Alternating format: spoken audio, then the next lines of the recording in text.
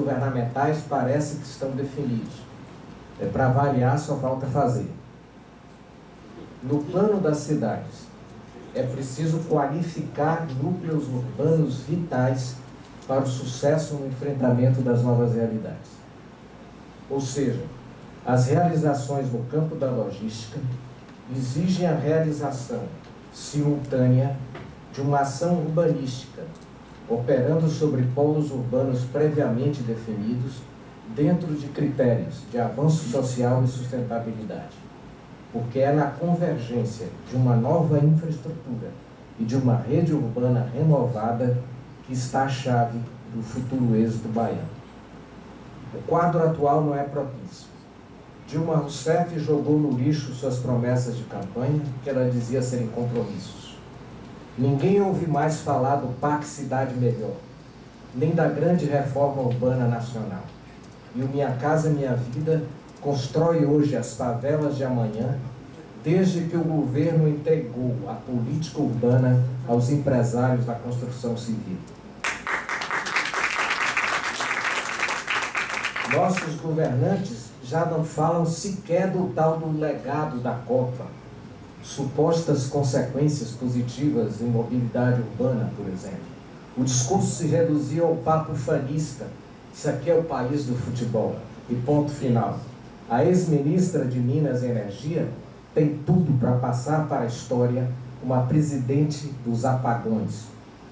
Quanto ao plano estadual, temos um governo preguiçoso e sem imaginação, que se especializou na lábia e não no trabalho, como sabe qualquer baiano que não tenha sido comprado pela máquina do Estado. Mas vamos ter de pensar e realizar as coisas a fim de recolocar a Bahia na linha de frente da vida brasileira.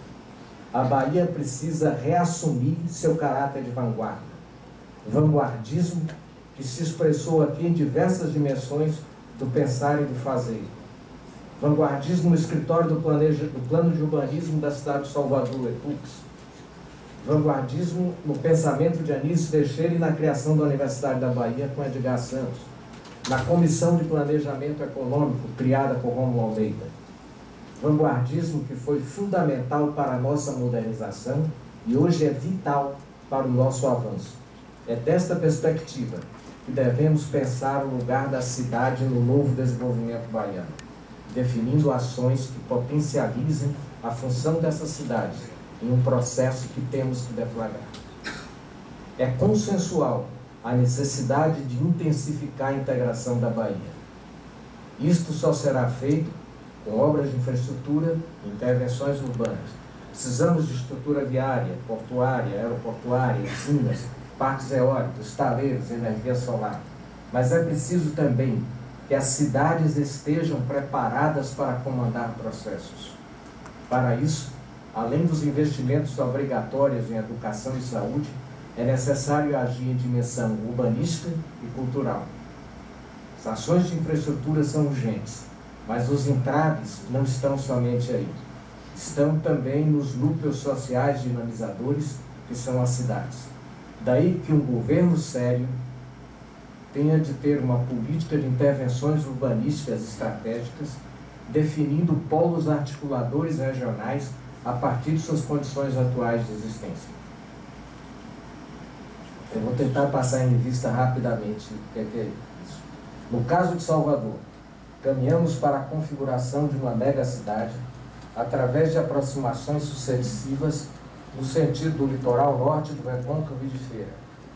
E é preciso ter uma visão urbanística e cultural desse processo para extrair o que de melhor pode acontecer. Aqui, 3 coisas se impõem. Primeiro, Salvador precisa superar sua dependência do ônibus e organizar um sistema de transporte centrado no VLT, sem esquecer o transporte naval que usávamos já no século XVI. Farinha era trazida da Praia do Forte para a Praia do Rio Vermelho no século XVI, de canoa. Segundo, temos muitos projetos engavetados, como o da Cidade Baixa, uma via histórica, a linha viva, a via atlântica, e é preciso retomar, discutir e ver como executar esses projetos. Terceiro, a construção da ponte ligando Salvador a Itaparica. que deverá ter 3 implicações. Primeiro, repensar a Cidade Baixa.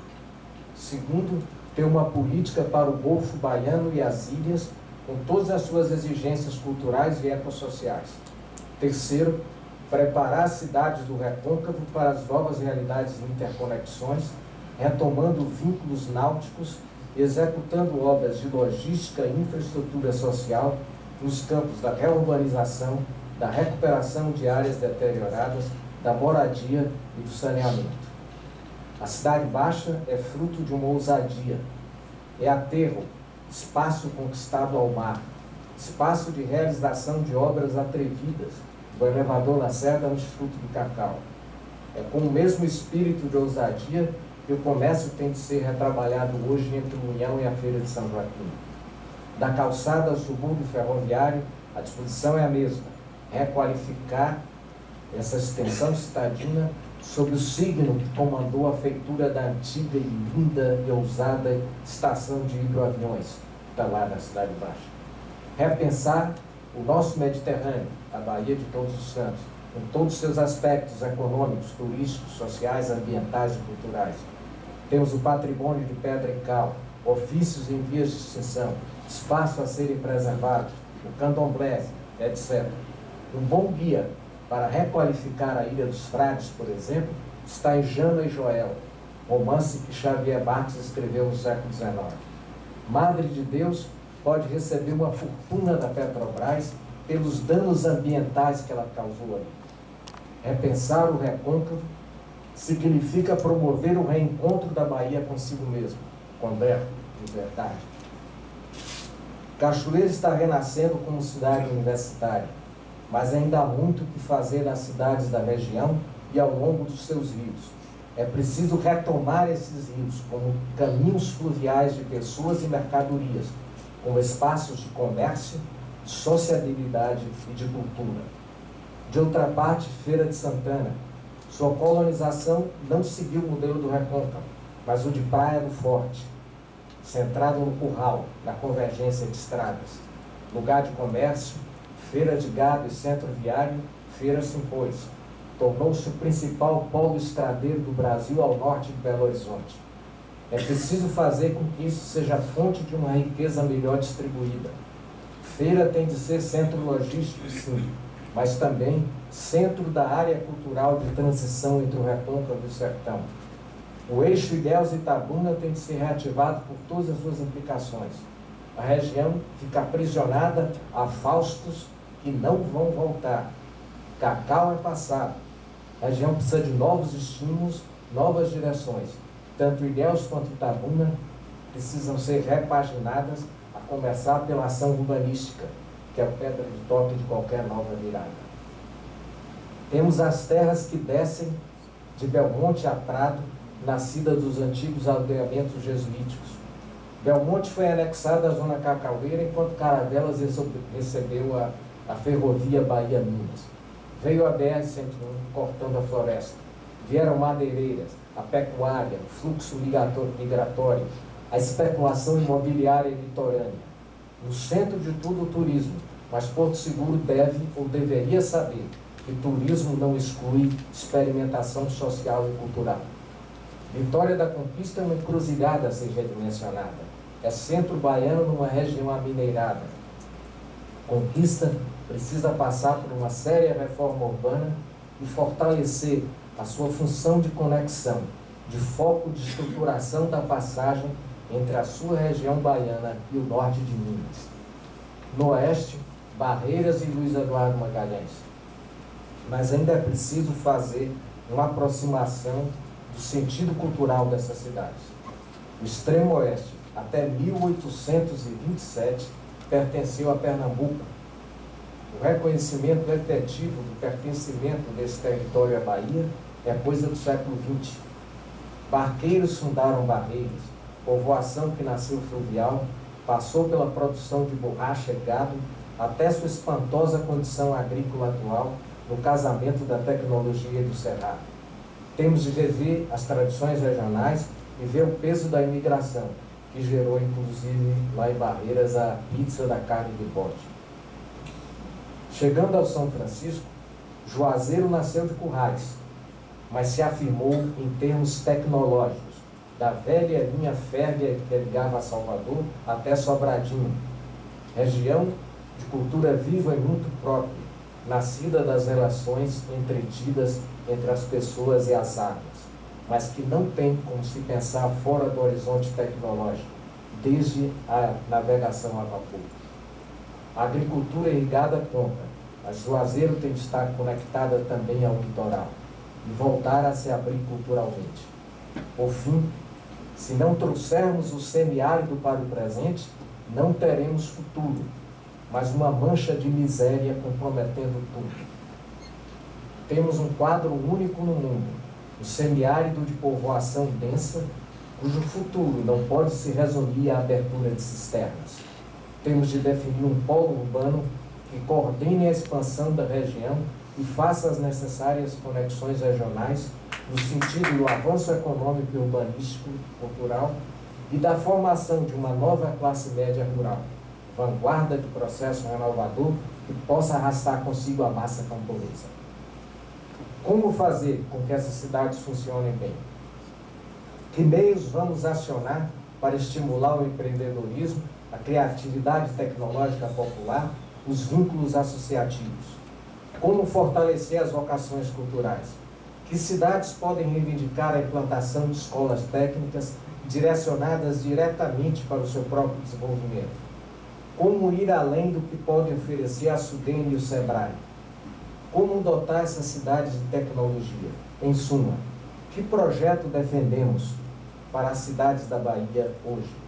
Em termos genéricos, um projeto civilizado, includente e sustentável. Mas o que isso quer dizer? É preciso dar substância à sustentabilidade para que ela não permaneça um conceito vazio. É preciso fazer com que programas sociais resultem numa nova praxis, para não criar esse existencialismo que não sai do lugar. Mas esta substância, esta nova praxis, só vão nascer sob o signo do experimental, investindo nas pessoas, universalizando o acesso às tecnologias, propiciando a expansão de pequenas e médias empresas, apostando em fontes renováveis de energia, ações urbanas ousadas, apropriação social da riqueza e sustentação objetiva das produções culturais. Em resumo, cidades-chave precisam de reconfigurações urbanístico-culturais. Devem oferecer infraestrutura, serviços e boas condições de saúde e convívio às suas populações.